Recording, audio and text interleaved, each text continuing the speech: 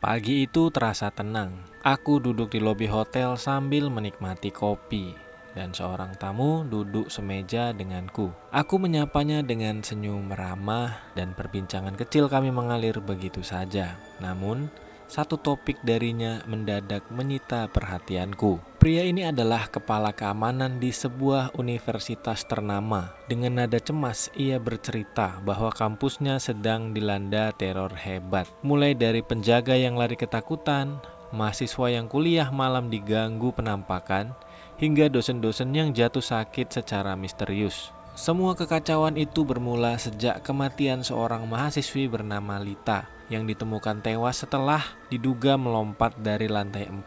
Berita menyebutnya bunuh diri.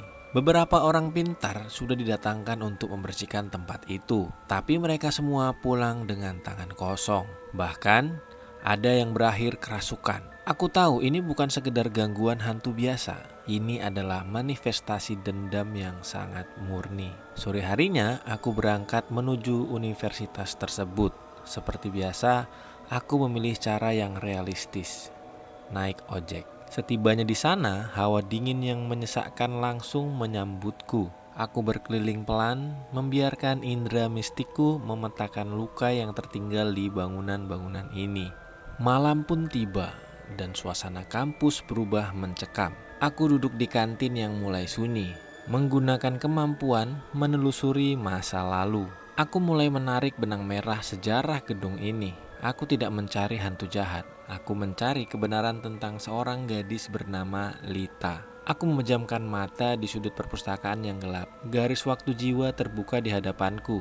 Aku melihat Lita. Dia tidak depresi. Dia hanya seorang gadis penakut yang menjadi korban intimidasi. Sekelompok mahasiswi yang merasa berkuasa, mereka merusak mentalnya setiap hari. Puncaknya terjadi pada malam itu di lantai 4. Mereka mengenakan topeng menyeramkan dan membawa peralatan aneh untuk menakut-nakuti Lita sebagai lelucon. Lita pun panik luar biasa. Dalam gelap dan ketakutan yang membutakan, dia berlari tanpa arah menuju balkon dan terjatuh.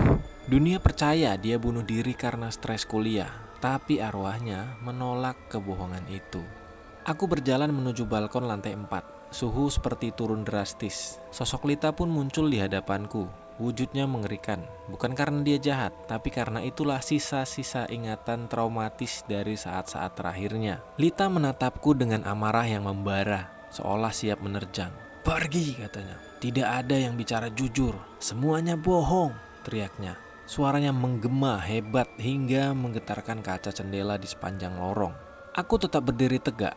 Energi dahsyat yang ia lepaskan bahkan tidak mampu menggerakkan ujung rambutku. "Aku tahu kenapa kau seperti ini, Lita," kataku tenang. "Aku tahu kau tidak melompat karena ingin mati. Kau hanya ingin lari dari rasa takutmu, kan? Dan ketakutan itulah yang membunuhmu." Mendengar kata-kataku, sosok itu menunduk.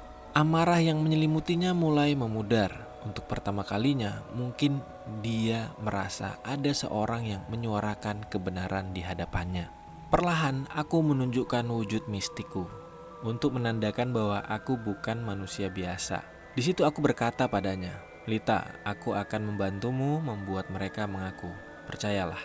Kemudian aku mencari keberadaan para mahasiswa perundung itu yang baru lulus. Ada yang mulai menjadi pengusaha, ada yang lanjut S2 di luar kota, dan ada yang mulai bekerja.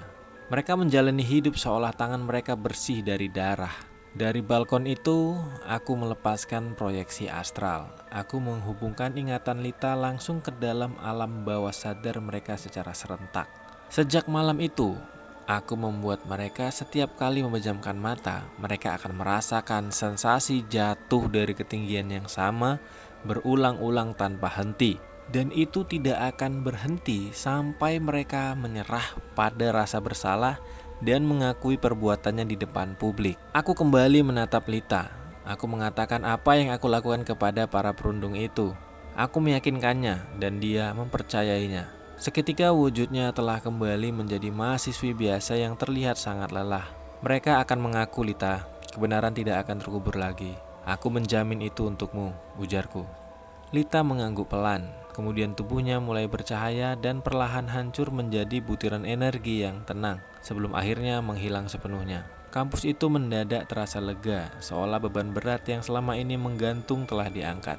Malam itu, setelah semuanya berakhir, aku berjalan keluar kampus dan memesan taksi untuk pulang ke hotel. Misiku kali ini bukan tentang pemusnahan, tapi tentang meluruskan sejarah yang bengkok.